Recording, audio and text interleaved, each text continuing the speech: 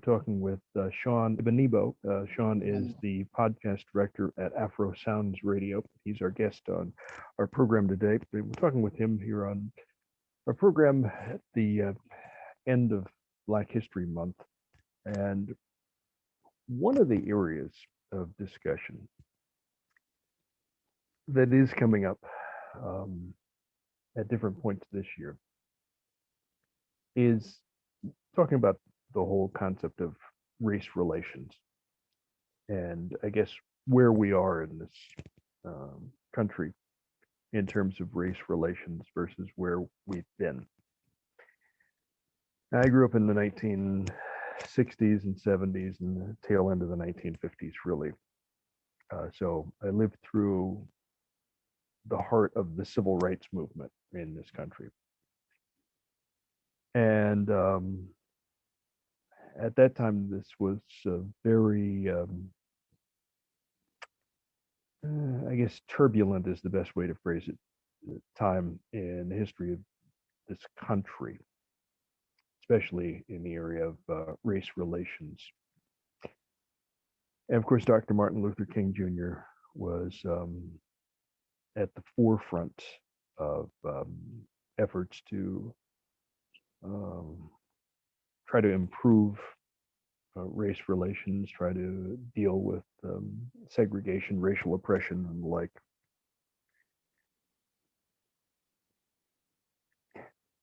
In a way, this is a difficult hypothetical, but I'm going to pose it anyway. okay. Because I was watching a clip from his 1963 I Have a Dream address. It took place in Washington, D.C. before a quarter of a million people. Legendary speech, obviously. Yeah. And as I was watching that, I was thinking, okay, in 2022, if Martin Luther King Jr. was alive, now obviously he was killed in April of 1968. If he was alive today, what would he say about America and where we are, especially in this area of race relations? Uh, Honestly, Bob, I think you'll be better off answering that, being the fact that you just mentioned you lived through the 50s and at the end of the 50s, 60s, and 70s, and you're Mm-hmm. here. So you'll be the best person to answer that. For me, for me personally, I think based on my knowledge, based on things I've read, on videos I've seen, I think we've come a long way, but there's still a long more, if much further we could go as far as a country when it comes to um, dealing with each other, based on our skin color. Um, and there have been so many other little differences, whether it's religion or um, whether you're gay or straight. But on the subject of race itself, I think honestly we might have come a long way, but there's still some resistance. Now there's still some people that want the old thing back, and there are people that are pushing for a new, quote unquote, a new world order. I do believe we'll probably have more allies today in the white communities than we probably did in the 60s. I do believe that there are more white people that are very much aware of their white, quote unquote, privilege and look for ways to address it. At the same time, there are those that feel like we should create, there should be more differences, or you guys go to the left and we're going to stay on the right, whatever. But most of it now comes out, I think, is politics. Um, we have uniting areas where we unite, and there are areas where we differ. Um, but I don't know. I think he'll probably be proud of some of our accomplishments, and sad that we still have a long way to go. But if he was alive beyond 68, I think he would have kept fighting until he couldn't do it anymore. And I think he would Mm. have had more and more people rise up. He would have championed champion more people or mentor more people to spread the word and not do everything himself. For you yourself, what are some of your favorite accomplishments by My Black pers- Americans? my favorite accomplishment by Black Americans, Hmm. I think seeing Jay-Z hit $1 billion by all means was one of my favorites. I Pretty think incredible, isn't it? absolutely. And given the time frame he did it, he came on the scene in 90, he established himself in 96, and between 96 and today he hits $1 billion. I think that is wow, mind blowing. But also seeing Barack Obama in the White House, seeing Kamala Harris in the White House, um, well, so many. So seeing okay, you said Black Americans. I don't want to go to Africa real quick. But there's so much, so much, so much that Blacks have done in America and in shaping out the popular culture of America, that I'm very, very proud of. Mm. When you think about Black history, Yeah. is it something that um,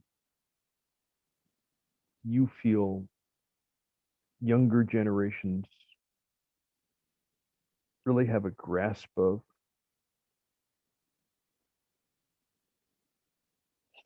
Um, yes and no. Yes and no. I think many, many young people are enjoying the rewards or the fruit of the labors of generation past. We walk around blind to the fact that the world we live in today was not the same or was not how it used to be. That a lot of people suffer to build this world we're in, and we're oblivious of it. Myself included, which is why come February every year, I try to look up something that Blacks have done in this country that I haven't, um, that I didn't know before. And I try to read up on those people and their accomplishments and feel like, give them their roses, congratulate them. But beyond that, I think there are some young people that are very, very brilliant, that are 100% aware of it, and that they could also be the next leaders, you know, or activists. It's a popular guy on TikTok I follow. His name is Consciously. He's very good, in talking about race relationships. I think sometimes he calls out white privilege is a little bit too much, but beyond that, he's an excellent gentleman. I think he's someone that we should pay attention. So again, there's so many, and it's a mixed bag, really. It's a mixed bag. It's interesting that you mentioned social media because that's one of the thoughts I had in asking that question. Because one of the things that I do outside of my work in radio is I'm a college professor, basically Okay. an adjunct professor, and have been for years. I've also taught in trade schools um, over the years and broadcasting too. Um, so that I see a lot of young people at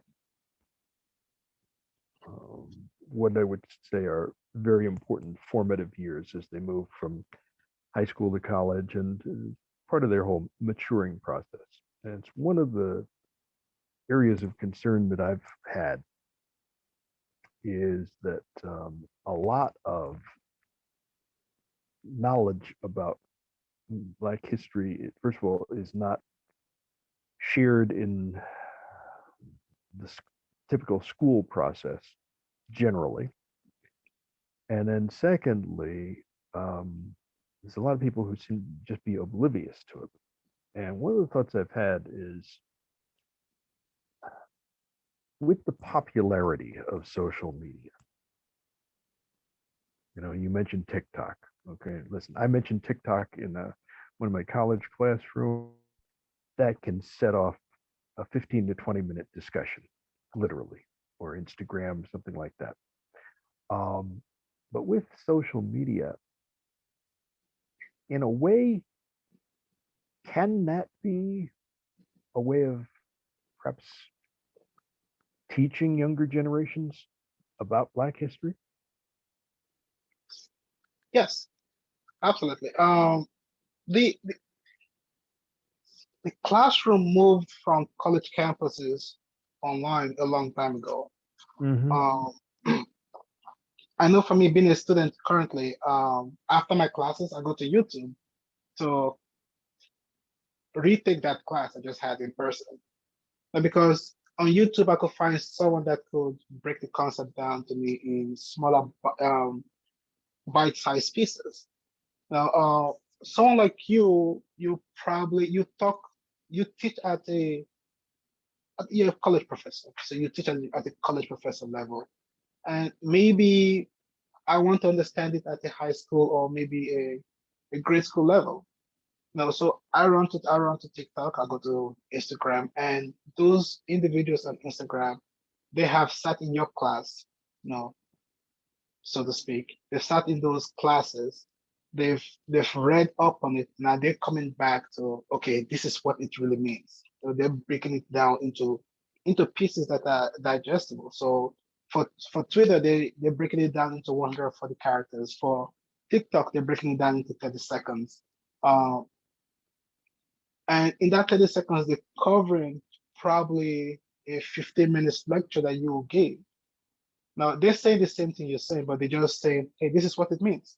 Now, and you see that with basically every topic. If you just go on to, if you think of a topic, you go on Twitter and say, why is this important? There'll be someone in there that will make it so eloquently, that will explain it eloquently.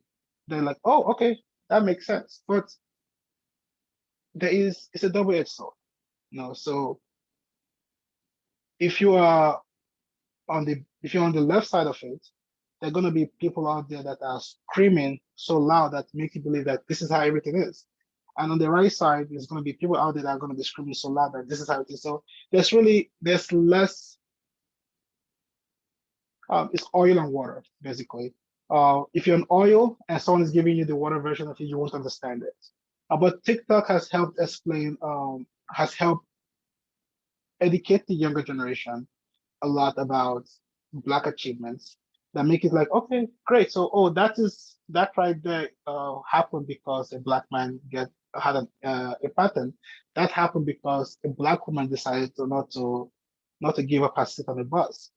You know, and that's why it's a double-edged sword. I love it. I'm on Twitter all day, every day. I'm on Instagram as well. Now I just like I flip back and forth on both apps on my phone. They're about the most active apps on my phones. And I look for more information. And I'm blessed with most of the creators out there. I pray that they keep doing what they do and that they reach levels or reach more people with their knowledge. It's CBS Sports Radio that's along at 7 o'clock this morning. Rick Wolf has the Sports Edge program along at 8 o'clock. I'm Bob Salter. We're in the discussion with Sean Ibanibo, who's the podcast director at Afrosoundz Radio. More with Sean as we continue on our program on The Fan this Sunday morning.